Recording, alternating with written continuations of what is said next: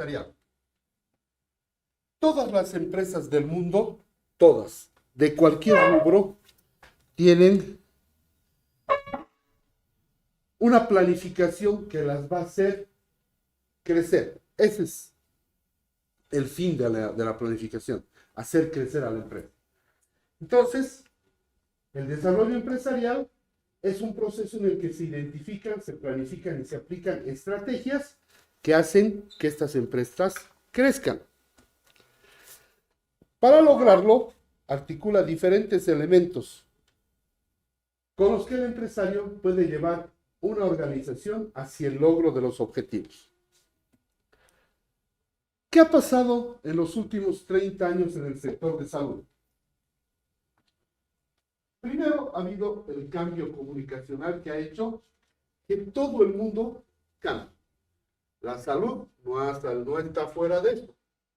Es más, la salud ha sido uno de los sectores que más ha reflexionado sobre lo que ha estado ocurriendo anteriormente. ¿Y qué es lo que ha hecho? Pase. ¿Y qué es lo que ha hecho? Ha reflexionado, ha redimensionado su forma de ser y ha radicalizado un cambio espectacular. ¿Y a qué se refiere este cambio espectacular? Se refiere a que ha cambiado el esquema de beneficencia-caridad que traían los hospitales muchos años atrás. ¿Y por qué dice beneficencia-caridad? La gente que tenía mucho dinero, o la gente que quería salir en las fotos de los periódicos, siempre ha donado dinero, tecnología, insumos a los hospitales. Entonces los hospitales vivían de la beneficencia que la gente le daba. Y al mismo tiempo, con lo que la gente le daba, hacía caridad. El 90% de los hospitales atendían prácticamente gratis. ¿Y a qué ha llevado esta atención gratuita? A que el hospital se vea envuelto en los estigmas de la quiebra económica, la mala calidad de servicios, la inequidad y la ineficiencia. En fin, el hospital era solamente para gente muy pobre. Y ahí es donde la salud pública casi desaparece junto con los hospitales públicos. Y aquí es donde los hospitales privados han empezado a crecer. Entonces ahí es donde se han dado cuenta y han dicho, eso no puede seguir así. Tenemos que reinventarnos. Y de manera inteligente ha ingresado a un paradigma de tipo integral y nuevo. Y esto se llama empresa social de salud. En este nuevo paradigma se va a articular el libre mercado. ¿Qué entendemos por libre mercado? Exacto, la oferta y la demanda. El neoliberalismo que dicen, ¿no ven? Y ha reordenado el esquema social tradicional. Tradicionalmente, ¿qué es lo que hace el hospital? Que no va a poder cambiar nunca. Atienden a la comunidad, hacen un servicio social. Y eso es inseparable del hospital. Por lo tanto, este esquema social tradicional, que antes era de darles casi todo gratis, ahora ha cambiado. Si usted va al hospital y se considera que usted no tiene dinero para pagarlo, hay una visitadora social. ¿Han escuchado hablar de las visitadoras sociales? ¿Cuál es la función de la visitadora social? Saber en qué condiciones socioeconómicas usted vive. Si no tiene dinero para pagar, llegado el momento, el hospital pues le rebajará lo necesario. Pero no van a dejar de pagar. ¿Me entienden? Así sea muy poco, van a seguir pagando. ¿Por qué? Porque esta es la segunda parte de la empresa. Por eso es empresa. Y las empresas, si no generan sus recursos económicos, no viven, no funcionan. Por eso se ha creado este nuevo esquema, la empresa social de salud, que son dos empresas en una sola. La empresa propiamente dicha, que es la que genera sus recursos económicos, y la parte social, que sigue ayudando al que no tiene los fondos económicos necesarios para hacerse un tratamiento de salud. Entonces, ¿qué es una empresa? Es aquella que tiene un impacto positivo en la sociedad o en el medio ambiente, pero que a la vez es rentable como negocio. Y esta frase de aquí abajo, no la tomen mal, no la piensen mal. No es que nosotros estamos empezando a tomar la salud como un negocio, como lo hacen en muchas partes, eso también es inevitable. Lo que nosotros tenemos que pensar es que si no generamos dinero, no le vamos a poder dar una mejor salud a la sociedad. ¿Por qué? Porque ese dinero me va a servir para pagar mejores médicos, para tener mejor infraestructura, me va a servir para tener mejor equipamiento y mejores insumos. Mientras tanto, si no tengo dinero, ¿qué voy a hacer? El hospital va a seguir en el esquema antiguo y va a desaparecer. Entonces, no lo tomen esto como que estamos queriendo negociar con la salud, sino que si la salud no es rentable, no le vamos a poder entregar una mejor salud a nuestra sociedad. ¿Qué requisitos tiene que tener una empresa para ser una empresa social de salud? El primer objetivo es el logro de un impacto social positivo y cuantificable en la comunidad. ¿Qué quiere decir esto? Que la comunidad donde estamos trabajando nos mire como una empresa que les está sirviendo para que ellos estén sanos. El beneficio, como les decía, es necesario para poder realizar el objetivo. Si no hay beneficio, no vamos a cumplir nuestros objetivos finales. Pero para poder lograr las dos cosas, tanto la parte social como la parte financiera, tenemos que gestionarnos con diligencia, responsabilidad y transparencia. Tenemos que involucrar a todos los funcionarios del hospital, a los clientes, pacientes y a todas las personas que nos ayuden con la parte de provisión de materiales. Porque no solamente ya somos nosotros. Como somos una empresa, incluso tenemos que tener proveedores fijos que nos den las necesidades del hospital cada cierto tiempo. Ese desarrollo empresarial gira alrededor de ustedes, de los funcionarios del hospital. Y lo primero que tienen que hacer es capacitación. ¿Cómo voy a capacitar yo a mi personal? ¿Qué beneficios les darían ustedes? A ver, Fernanda, ¿qué beneficio le daría usted a su personal para mantenerlo en el mejor nivel posible? ¿Ya? ¿Qué más? Perfecto. Talleres, cursos, seminarios, todo para que el conocimiento profesional de nuestros funcionarios siempre esté actualizado. ¿Qué pasa si viene Marina y me dice, doctor, quiero sacar mis vacaciones? Y en vez de darle sus 15 días hábiles que le corresponden, yo digo, no, usted va a tomar solo 2. ¿Cómo se va a sentir usted? 2. Mal, va a estar enojada, ¿no es cierto? Porque de repente usted ha planificado un viaje con su familia o con su pareja, en fin. ¿Qué pasa si yo en vez de pagarles su sueldo el primero de cada mes, les pago el 20, el 22? ¿Cómo se van a sentir ustedes? Ustedes también tienen obligaciones que cumplir, tienen que pagar un crédito, etcétera, etcétera. Entonces, ¿cómo se siente el personal cuando no se los trata bien? ¿En qué los afecta? En el rendimiento, ¿no es cierto? Pero si yo les pago su sueldo puntual a Marina, le digo, tómese los 15 días de vacaciones, en fin, yo me responsabilizo de que venga alguien a reemplazarla, etcétera, etcétera, ¿cómo se van a sentir ustedes? Eso es, el rendimiento va a elevarse de un 100 a un 110%, ¿y eso a quién le hace bien? A nuestros pacientes. El otro día con unos compañeros hablábamos de un ejemplo. Gran congreso de ginecología en Francia, por decir algo. Y vienen mis ginecólogos y me dicen, queremos viajar al congreso. Ah, perfecto, vayan. No les voy a pagar durante los 4 días que ustedes vayan al congreso. Y la diferencia es, perfecto, yo les pago la inscripción, ustedes paguen el pasaje. ¿Cómo se van a sentir mis funcionarios, mis médicos? Se van a sentir valorados. Es más, yo estoy haciendo una inversión. ¿Por qué? Porque ustedes están yendo a un congreso internacional donde van a aprender las últimas técnicas, las últimas los últimos medicamentos, etcétera, etcétera, en ginecobstetricia. ¿Y dónde lo van a aplicar? En nuestro hospital. Entonces, que a mí me cueste $1,000 la inscripción de todos los ginecólogos a ese congreso, ¿es una inversión barata o no?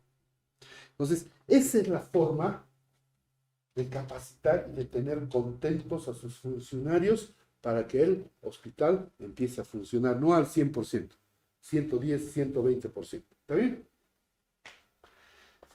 Pero no solamente es el capacitar al personal, también es meterles en la cabeza lo que se llama la cultura empresarial. ¿Y qué es la cultura empresarial? Es el nexo entre el gerente y los dirigentes del hospital, los directivos del hospital, con los demás funcionarios. Pero ¿a qué se refiere cultura empresarial? ¿Saben ustedes lo que es el sentido de pertenencia? ¿Han escuchado hablar sobre el sentido de pertenencia? ¿No? A ver. Todos ustedes han nacido en el Brasil, ¿sí o no? ¿Ustedes se sienten o no se sienten brasileños? Sí, ¿no? Cuando alguien habla mal del Brasil o se expresa de una forma equivocada, ¿qué hacen ustedes? Se enojan, ¿no? Le dicen, estás equivocado, esto es así. Incluso pueden llegar a pelear en algún momento. ¿Sí o no? Los muy nacionalistas pueden llegar en un momento hasta pelear por Brasil. Lo mismo me pasaría a mí por Bolivia, ¿no es cierto? Ese es el sentido de pertenencia. El estar identificados con las cosas que nosotros queremos. De repente su colegio, o sea, la escuela donde han estudiado. Nosotros los varones que nos gusta el fútbol tenemos un sentido de pertenencia muy grande con el equipo que nos gusta, etcétera, etcétera. Las chicas, por ejemplo, con las marcas de zapatos, digamos, ¿no? Ese es el sentimiento de pertenencia. Y eso es lo que nosotros tenemos que hacer en nuestros funcionarios. Meterle en los, como dicen, ponerse la camiseta de la institución. Para que ellos se sientan parte de la institución donde se den cuenta de que se los trata bien. Y no solamente es con nuestros funcionarios. Yo tengo que saber cómo es la familia de Fernanda, cómo es la familia de Diego. Y yo sentado en un escritorio frente a mi computadora no lo voy a lograr. Entonces el gerente tiene que salir de su oficina, hablar con Diego. De repente a Vanessa hoy día la veo así bajoneada, triste. ¿Qué ha pasado? No, es que mi hijo está enfermo. Agarre sus cosas pues y vaya donde su hijo, ¿no ve? ¿Por qué? Teniéndola sentada en su escritorio, no me va a servir ese día. Porque no va a trabajar. ¿Dónde debería estar en ese momento? Pues en el hospital o en la casa con el hijo enfermo. Y después de 2 días, ¿cómo va a volver? Va a venir con ganas de comerse el mundo, ¿no ven? Agradecimiento a lo que estamos haciendo por ella. Por eso es que tenemos que estar inmiscuidos con nuestros funcionarios. Tenemos que saber cuántos hijos tienen, cómo viven, qué hacen, qué les gusta, etcétera, etcétera. Frente a los funcionarios, siempre tiene que haber liderazgo. Pero del liderazgo que les estoy diciendo, del liderazgo que sepa lo que está pasando con sus funcionarios.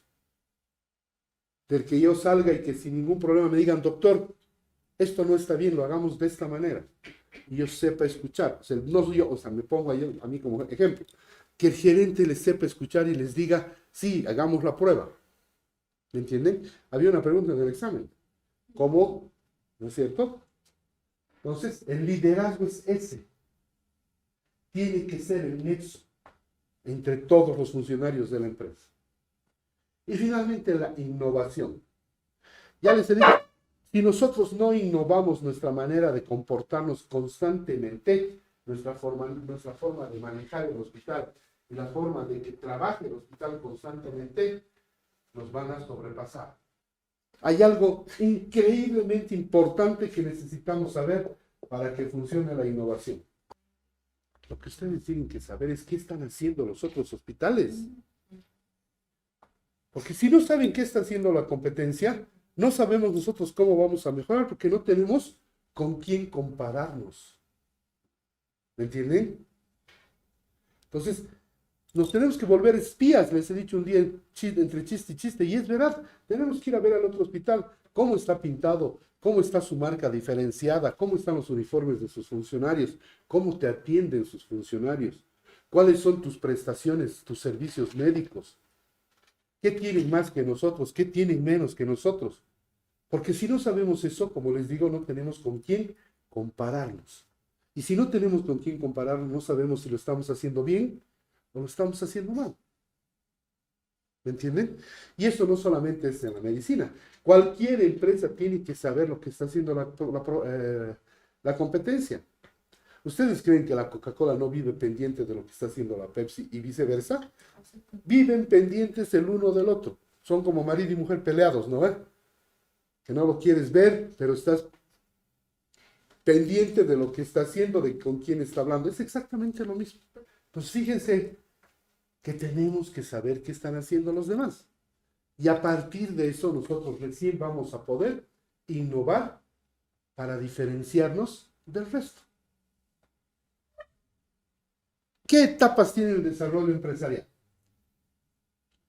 Conocerlas en detalle nos va a permitir a todos los funcionarios poder cumplir los objetivos. Y estas etapas son 6. Primero, como en cualquier cosa, está la prevención y la planificación. Es el punto de partida para empezar a realizar las líneas de acción de nuestro hospital en cuanto al desarrollo empresarial. Estas líneas de acción bien trazadas nos van a permitir alcanzar los objetivos empresariales. Una vez que tenemos nuestras líneas trazadas, tenemos que organizar. Vamos a fijar las metas, vamos a organizar los cronogramas para los tiempos y vamos a ver que cada acción o actividad que hayamos planificado esté dispuesta a entrar en funcionamiento. Ahora bien, esta dirección no es la misma que el director del hospital. A esta dirección se refiere a la persona que va a manejar estos grupos para llevar adelante cada línea de acción. A esa persona la tenemos que entrenar para que sepa exactamente cuáles son los objetivos de cada línea de acción que él va a manejar. Pero les repito, esta dirección no es la dirección hospitalaria. Luego, tenemos que saber qué recursos vamos a tener, cuánto dinero vamos a manejar, qué espacios de infraestructura vamos a utilizar, algún equipamiento en especial y finalmente, quiénes van a ser los funcionarios que van a trabajar con nosotros. Ahora fíjense, esto debería estar invertido, ¿no es cierto? Porque antes de ejecutar, tendríamos que capacitar a nuestro personal. Pero en el sentido de cómo van a manejar esa misma línea de acción. En ese sentido vamos a capacitar. Y finalmente vamos a ejecutar. Y al ejecutar vamos a saber qué vamos a hacer, cómo vamos a hacer, cuándo lo vamos a hacer, dónde lo vamos a hacer y quiénes van a ser nuestros compañeros para que nos ayuden a ejecutar esas líneas de acción. ¿Estamos de acuerdo? Esas son las etapas del desarrollo empresarial. ¿Qué importancia tiene el desarrollo empresarial? En cualquier organización, lo primero que va a hacer el desarrollo empresarial es ayudarnos a alcanzar las metas y objetivos de toda organización. El desarrollo empresarial ayuda a las empresas a crecer, a ampliar su alcance y también ayuda a establecer relaciones sólidas con nuestros clientes y con nuestros socios o proveedores. Nos va a ayudar a las empresas a identificar nuevos mercados y oportunidades de crecimiento. ¿Y cómo vamos a identificar nuevos mercados? ¿Cómo vamos a identificar nuestras oportunidades de crecimiento? Con lo mismo que les acabo de decir, sabiendo lo que hace el resto de la gente. ¿Por qué? Porque si vemos que ninguno de los otros 3 hospitales de la ciudad tiene un acelerador lineal, ¿saben lo que es el acelerador lineal? ¿Quién lo sabe? El acelerador lineal ha reemplazado ahora a la radioterapia. Antes se hacía con elementos radioactivos, ahora también, pero es mucho más moderno y mucho menos dañino. Ese es el acelerador lineal. Si los otros 3 hospitales no cuentan con un acelerador lineal, yo haré el esfuerzo de traer uno, ¿no es cierto? ¿Qué estoy haciendo? Estoy identificando nuevos mercados y estoy teniendo oportunidades de crecimiento. Pero les repito una vez más, si yo no sé qué tienen los otros hospitales, esto no se va a abrir. ¿Qué nos ofrece? ¿O qué ventajas tiene el desarrollo empresarial? Si nosotros tenemos un desarrollo empresarial bien planificado, vamos a tener un desarrollo constante. Y no solamente del hospital como tal, sino todos nuestros funcionarios van a empezar a crecer porque van a tener un mejor trabajo. Esto es algo muy importante, la comunicación corporativa. Si yo como gerente no sé explicarles a ustedes lo que yo quiero de ustedes, cada uno de ustedes va a hacer su forma de trabajo y nadie va a ir en la misma dirección. Nos vamos a ir disgregando en todo caso. Entonces, la comunicación corporativa, integrando departamentos, mejorando el clima laboral y la evolución de nuestros servicios y productos, va a hacer que nuestra empresa crezca. Lo que les hemos dicho hace un rato, el aumento de la motivación de nuestros funcionarios a través de la búsqueda de objetivos y como parte del sentido de pertenencia de la oportunidad de la empresa, va a hacer que no solamente el hospital incremente sus ganancias, sino todos incrementemos y mejoremos nuestras ganancias. Ese es el desarrollo estructural de la empresa. Pero ese desarrollo empresarial de nuestra empresa no va a funcionar si la empresa no está bien organizada por dentro. Es decir, si no tenemos una estructura organizacional y funcional de acuerdo a nuestro hospital o a nuestra empresa. Entonces, ¿qué es la estructura organizacional y funcional? Es la columna vertical que sostiene un sistema de procesos. Y el hospital es, de repente, la empresa que más procesos tiene frente a cualquier otra empresa. ¿Por qué? ¿Por qué? Porque cada uno de nosotros, cuando atendemos a un paciente, estamos estableciendo un proceso diferente. O sea que cada día, si tenemos 300 consultas de todas las especialidades dentro del hospital, hemos establecido 300 sistemas de procesos dentro del hospital. Entonces, si no está bien establecida la estructura organizacional, que es la columna vertebral, el desarrollo de la empresa se va a caer. Generalmente estos procesos parecen rutinarios porque los hacemos todos los días de la misma manera. Vanessa, usted llega a las 8 de la mañana a su consultorio, se pone su guardapolvo, la llama a su enfermera y le dice, comenzaremos a atender, ¿sí o no? Y eso hace todos los días de la semana, de 8 a 12. Sale del hospital A, va al hospital B y trabaja de 2 a 6 de la tarde y hace exactamente lo mismo. Atender pacientes rutinariamente.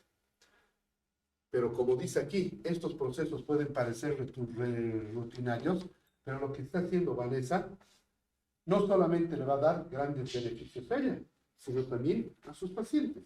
Y no solamente en el sentido profesional, sino también en el sentido financiero. Porque está haciendo lo que le gusta, está viendo los pacientes que tiene que ver y eso le va a generar ingresos económicos para poder mantener a su familia, ¿no es cierto? Ahora bien, estas estructuras funcionales, como ya lo hemos dicho, son el eje de las empresas. Gracias a estas pueden marcar objetivos y metas que sean medibles y alcanzables a lo largo del tiempo. Y la estructura funcional no es otra cosa más que el modelo jerárquico. ¿Entienden lo que significa la palabra jerarquía? Sabiendo qué significa la palabra jerarquía, ¿cuáles son las 3 instituciones más grandes en el mundo que se manejan con el nivel jerárquico? Las Fuerzas Armadas, el general, el coronel, el mayor, etcétera, etcétera. ¿Cuál? La Iglesia Católica. Y la Iglesia Católica de repente es el mayor ejemplo del uso de la jerarquía, ¿no? El Papa, los cardenales, los obispos, arzobispos, en fin, hasta el cura del pueblo, ¿no es cierto? ¿Y cuál es la tercera? Que gracias a Dios ya está desapareciendo en el mundo. La monarquía, ¿no es cierto? El político también, pero el político es un poco más oportunista, es un más oportunista. En cambio, la jerarquía de la iglesia, uno va creciendo, ¿no? De repente comienza como un soldado raso, por ejemplo, y termina como general de no sé qué, de división, que es lo normal además, ¿no? Tener que ascender. En cambio, los políticos no necesitan seguir una carrera para llegar a lo más alto.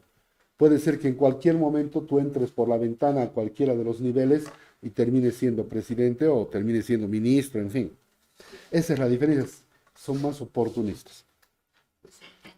Entonces, se van a fijar que en todas las empresas del mundo hay lo que se llama el modelo jerárquico, donde siempre hay un directorio, hay un director, hay gerentes, hay subgerentes, hay directores y finalmente llegamos a los empleados de planta que son el nivel más bajo dentro de esta jerarquía. No quiere decir que sea el nivel más bajo en la empresa.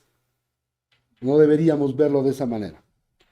Entonces, estos son un conjunto de patrones que articulan las diferentes partes de una empresa y funcionan como conectores de los sectores y áreas para poder tener jerarquías de poder y de mando.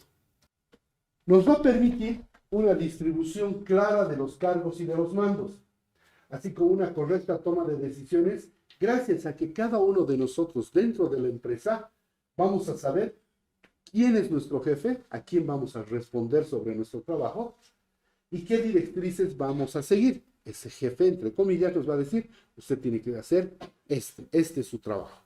¿Qué características tiene que tener la estructura, organización y funcional?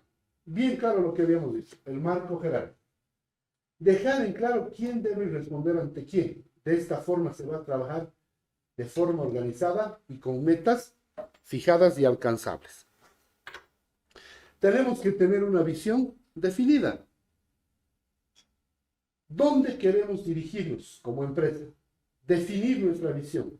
Y es preciso que esta visión les digamos a todos los funcionarios y les hagamos recuerdo constantemente para que sepan a dónde tenemos que llegar. Tenemos que ver que nuestros funcionarios representen a la empresa. Es lo que hablábamos hace un rato del sentido de pertenencia. Va a permitir que los equipos de trabajo posean conocimientos globales de la empresa, pero van a organizar su trabajo para que funcione como un gran engranaje. Entonces, todas las empresas del mundo tienen que tener un marco jerárquico, una visión clara y definida y que el funcionario represente siempre a la empresa. ¿Cuáles son los beneficios? Mejorar el rendimiento. Si todo el equipo está al tanto de los objetivos, todos podemos volvernos más eficientes y por otro lado nos va a permitir medir los resultados de cada trabajador. Ustedes saben que ahora hay métodos para que yo pueda, como gerente, medir cómo se están desenvolviendo cada uno de ustedes como funcionarios en una empresa. La siguiente clase que vamos a llevar a recursos humanos les voy a explicar cómo se mide el rendimiento de una persona. Une a los equipos. Si nosotros tenemos en claro nuestras funciones y nuestras responsabilidades como funcionarios, vamos a generar un mejor clima laboral. Pero para complementar esto, el director del hospital también tiene que poner su parte y hacer que ustedes estén felices y contentos de trabajar en un hospital. ¿Y cómo se refleja esto? ¿Alguno de sus papás tiene una empresa? Más o menos grande, ¿no? ¿Sí? Su hermana. Y su hermana debe tener una o dos personas que han trabajado con ella desde el principio. ¿No es cierto? Y esas dos o tres personas, o el número que sea, no se van a ir nunca del lado de su hermano. ¿Por qué? Por eso. ¿Por qué? Su hermana ha conocido a esas personas seguramente de muy jóvenes y por ahí su hermana les enseñó su trabajo o sus funcionarios han sido leales a la hermana de Marina. Y nosotros queremos que nuestros funcionarios se queden con nosotros de por vida. ¿Por qué? ¿Ah? Por la confianza. Después, ¿por qué? Por el conocimiento que tienen esa gente del funcionamiento de nuestra empresa. Porque si su hermana se va de vacaciones 20 días, vas a ver que esa gente que se está quedando a controlar lo que ella hace o a controlar a su personal, no va a sufrir ninguna variación. Pero ¿qué es lo que pasa si cambiamos cada 3 meses funcionarios como ocurre ahora en todas partes? Ese engranaje que dice va a funcionar correctamente, no. Si nosotros tenemos funcionarios de años, ese engranaje va a funcionar ida y vuelta, ida y vuelta, ida y vuelta por tiempo. Pero si tenemos que cambiar a un funcionario cada 3 meses, tenemos que parar, sacar la pieza, poner el repuesto, aceitar y que vuelva a funcionar. Entonces, si nosotros tenemos contentos y felices a nuestros funcionarios, no se van a ir de nuestro lado. Y ese engranaje no va a parar nunca. Eso también es bien importante. La estructura organizacional nos va a permitir optimizar los controles. Vamos a saber exactamente qué es lo que está pasando con nuestra empresa, con nuestro hospital, constantemente. De manera que, si hay que hacer un ajuste, pues este ajuste lo realicemos a tiempo. Y estos ajustes tienen que ser rápidos. Estos controles también tienen que ser más rápidos y esto nos va a ayudar a detectar cualquier anomalía, cualquier falla. De esta forma, las empresas se aseguran de tener un producto final óptimo. Pero para eso tenemos que estar preparados, no solamente los gerentes, sino todos los funcionarios para que digan error, error, ¿no? Y todos vayamos y lo ayudemos a solucionar para que no esté parada mucho tiempo esa empresa. Muy importante, comunicación activa. La estructura organizacional nos va a ayudar a que la comunicación intrahospitalaria entre los funcionarios sea más óptima. Y eso a la vez nos va a ayudar a que la toma de decisiones sea más rápida. Y que la información llegue más rápido también a cada sector mediante el líder que corresponda. Si nosotros tenemos una estructura organizacional funcional y un desarrollo empresarial óptimo, también va a funcionar a distancia. ¿Qué quiere decir esto? Que podemos tener 2 o 3 sucursales en el resto de la ciudad y que van a funcionar de la misma manera porque la gente que está manejando nuestras sucursales tienen el desarrollo empresarial y la estructura funcional dentro de la cabeza y lo va a manejar de la misma manera. Entonces, eso es que funciona a distancia. Eso es el resumen de lo que hemos hablado, ¿no es cierto? Ya les he dicho el otro día, todo es un rompecabezas, donde una pieza falla y todo se arruina. Pero para que el desarrollo empresarial funcione y la estructura organizacional sea óptima, tenemos que conocer qué es el organigrama.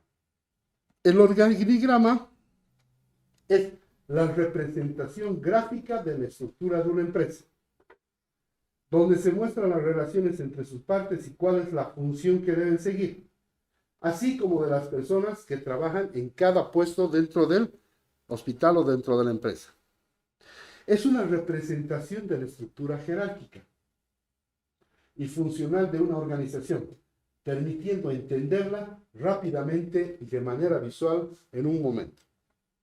Es una herramienta que permite a las empresas entender mejor su estructura y cómo se distribuyen las funciones y responsabilidades en la cadena de mando.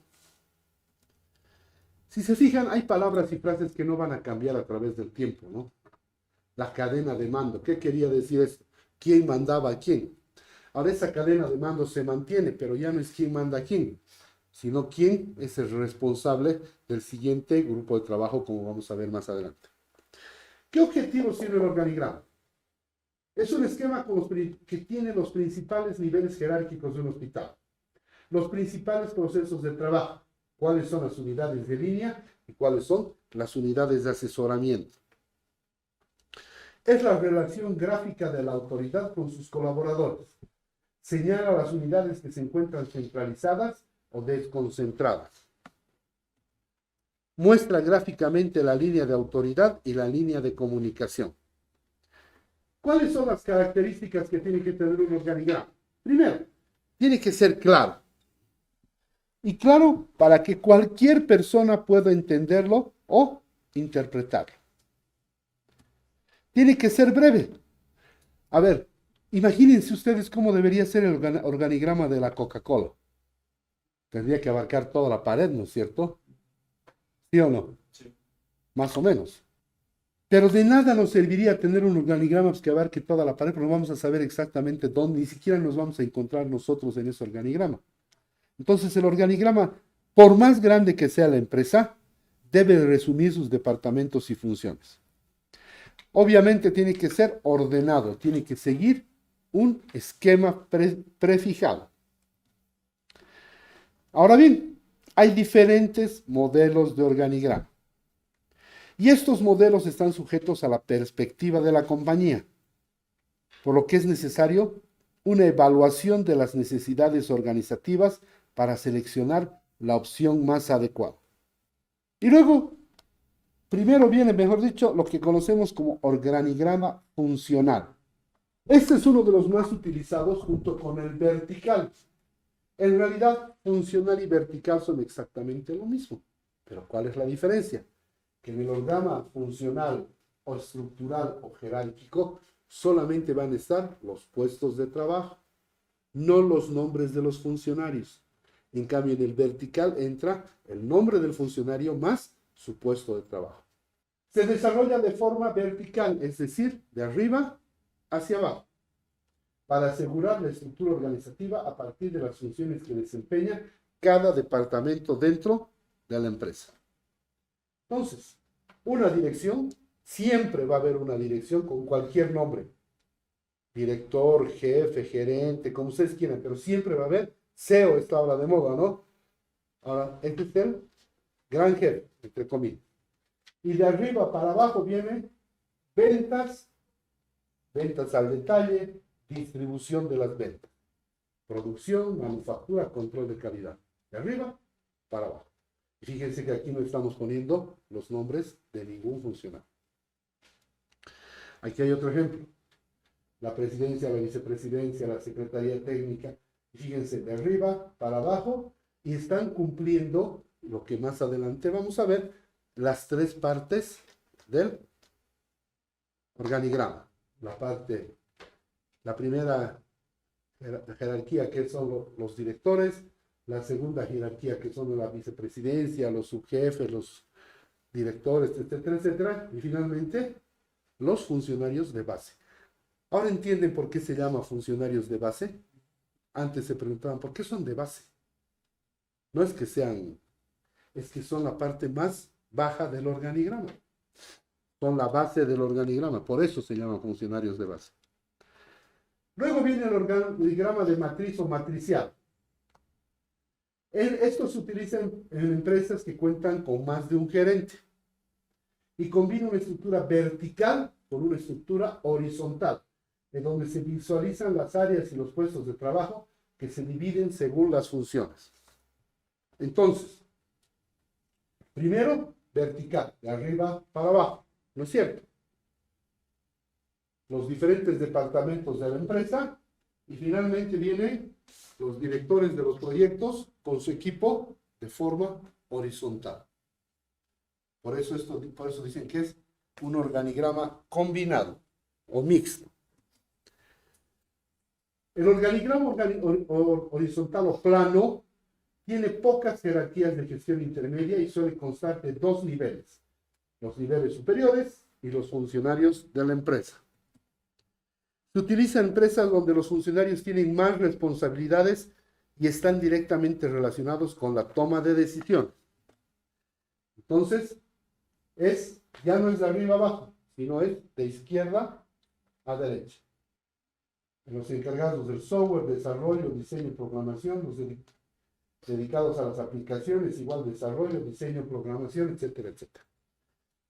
Aquí hay otro ejemplo de horizontal. Dirección general, asesoría fiscal y contable, secretaría, dirección de producción, de compras, de ventas, de recursos humanos, y cada uno de estos también con sus divisiones, de facturación y de, no sé qué significará albaranes, de verdad, ahora vamos a buscar. Y luego viene el vertical, que les decía que es igual que el funcional, solo que la diferencia está en que ya ponemos los nombres de los funcionarios. Entonces, Natalia Villegas es la directora general, Manuel González es el jefe de administración, Francisca Valle es la jefa de recursos humanos, etcétera, etcétera, etcétera. Fíjense lo que les decía de los niveles del organigrama.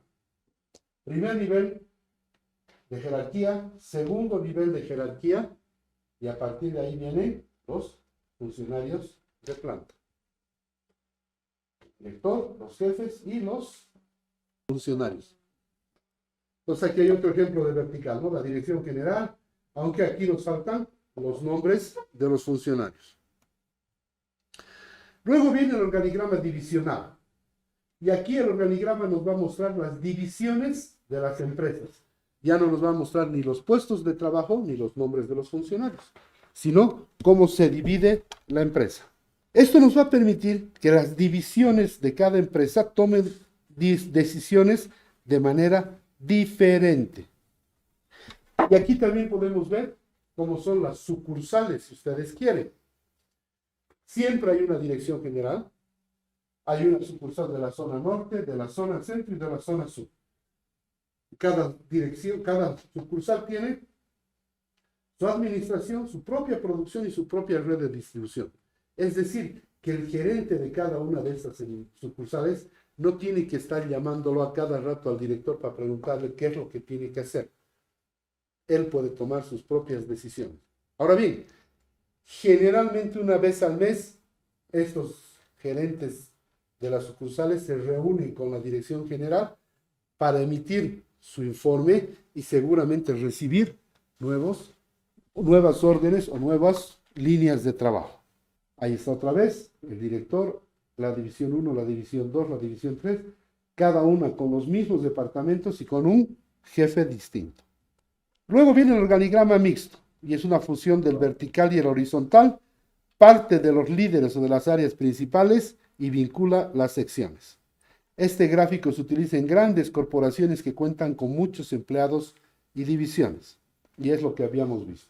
Una dirección general de izquierda a derecha, pero que también tiene de arriba a abajo en cuanto a compras, producción, comercialización, etcétera, etcétera. Aquí hay otro ejemplo de un organigrama mixto.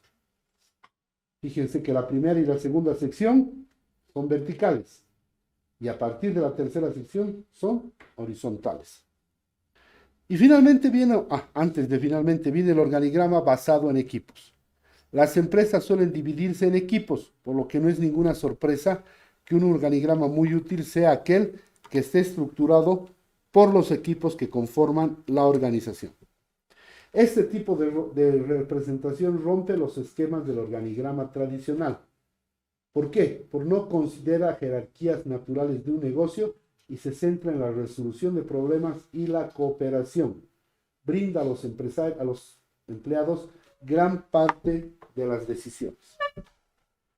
A ver, ¿cuáles son las empresas más grandes del mundo?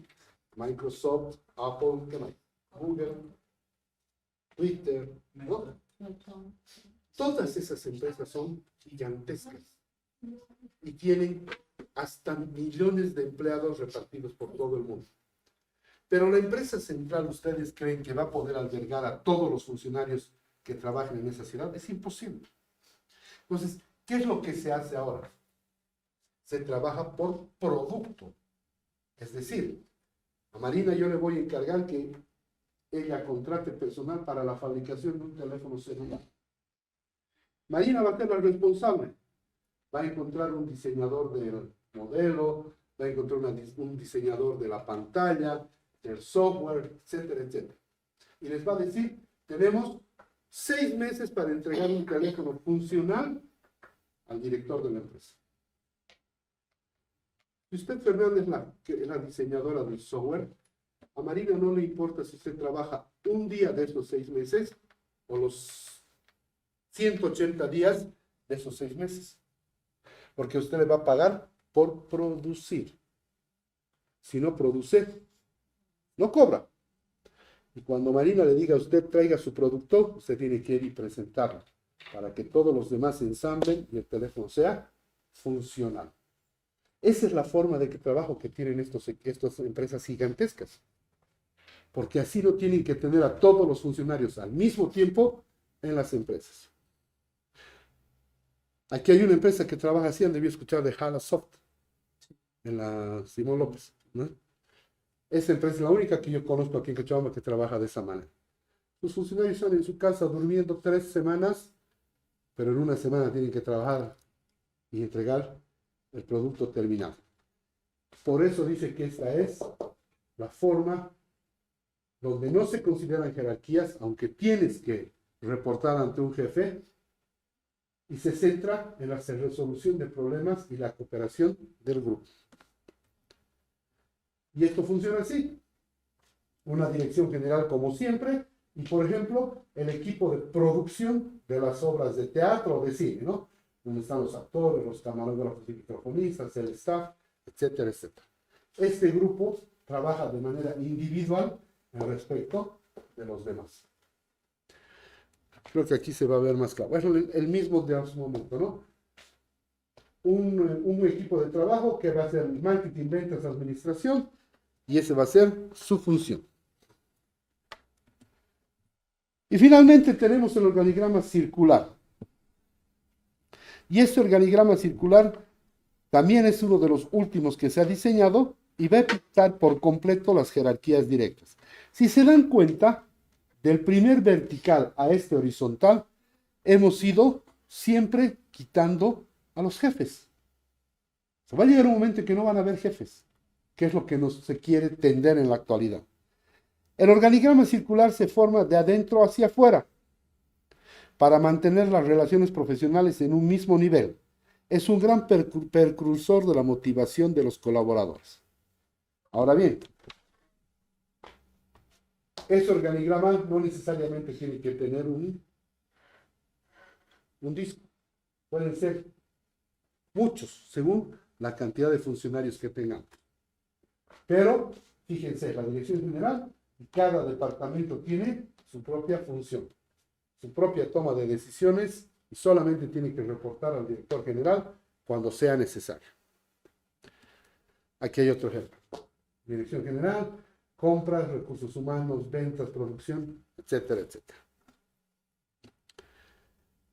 Ahora bien, las partes de este organigrama, como les decía, tiene 3 partes. Primer nivel jerárquico, segundo nivel jerárquico y tercer nivel jerárquico. Dentro del primer nivel jerárquico está el gran jefe, el director, y su equipo directo de trabajo. ¿No es cierto? Aquí puede estar el jefe médico, la jefa de enfermerías, la parte legal, la parte administrativa. Cada uno de estos gerentes tiene sus subgerentes o sus subdirectores. En este caso de la dirección médica, ¿cuál sería? Jefe de emergencias, jefe de laboratorio, jefe de internación, etcétera, etcétera. Son los subdirectores. En el caso de la parte administrativa, el administrativo financiero, el administrativo, en fin, que también tiene su equipo de trabajo. Y finalmente el tercer nivel jerárquico es el nivel operacional. Son los que hacen funcionar directamente al hospital. ¿Se entiende esto? Y para terminar, vamos a ver el organigrama hospitalario. Aquí, en el hospital, al tratarse de un nivel jerárquico muy claro, el organigrama define claramente la jerarquía de todo el personal que trabaja en un hospital, clínica u otro centro de atención. Nos va a ayudar a mantener, como hemos dicho, una estructura ordenada y clara para administrar la gran cantidad de profesionales que pueda tener una organización hospitalaria. Y así de complicado es. ¿Qué están viendo aquí? ¿Es solo vertical? Es mixto. Tiene una parte vertical donde es la dirección administrativa, pero también tiene mucho horizontal. ¿Qué más? Es un organigrama mixto con muchos niveles de gestión, donde la mayoría de los funcionarios trabajan en funciones muy específicas y limitadas y con poca autoridad. Usted va a su consultorio, trabaja, termina de trabajar, se para y se va. A la única que la puede mandar es a quién. Bueno, a los únicos. a su enfermera, a sus residentes y a sus internos. ¿No? A nadie más. Por eso dice que con muy poca autoridad y funciones muy específicas. Ahí tenemos otro ejemplo. En este caso también es mixto, si se dan cuenta, principalmente en el primer nivel jerárquico. Acabamos. Es interesante, ¿no?